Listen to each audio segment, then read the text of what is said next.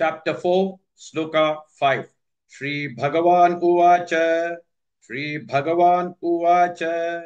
Shri Bhagavan Uvacha. Bahuni me vyatitani. Bahuni me vyatitani. Bahuni me vyatitani. Janmani tava charjuna. Janmani tava charjuna. Janmani tava charjuna. Shri Bhagavan Uvacha. Bahuni me vyatitani. Janmani tava charjuna. Shri Bhagavan Uvacha. Bahuni me vyatitani. Janmani tava charjuna. Shri Bhagavan Uvacha. Bahuni me vyatitani. Janmani tava charjuna. Shri Bhagavan Uvacha. Bahuni me vyatitani. Janmani tava charjuna. Shri Bhagavan Uvacha.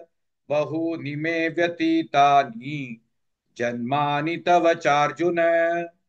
Tanyaham veda sarvani. Tanyaham veda sarvani. Tanyaham veda sarvani. Natvam veta parantapa. Natvam veta parantapa. Natvam veta parantapa. Tanyaham veda sarvani. Natvam veta parantapa. Tanyaham veda sarvani.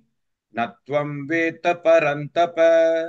Tanyaham veda sarvani.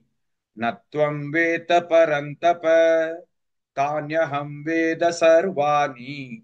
Natvam veta parantapa. Tanyaham veda sarvani. Natvam veta parantapa. Shri Bhagavan Uvacha. Bahuni me vyatitani. Janmani tava charjuna. Tanyaham veda sarvani. Natvam veta parantapa. Please like and share this video because you could be instrumental in helping someone around the world recite the Srimad Bhagavad Gita, thereby helping them to have a life of unending opulence, victory and prosperity. This is mentioned in chapter 18, Sloka 78. Yes, don't forget to buy my book, Leadership Can Be Child's Play. Namaste.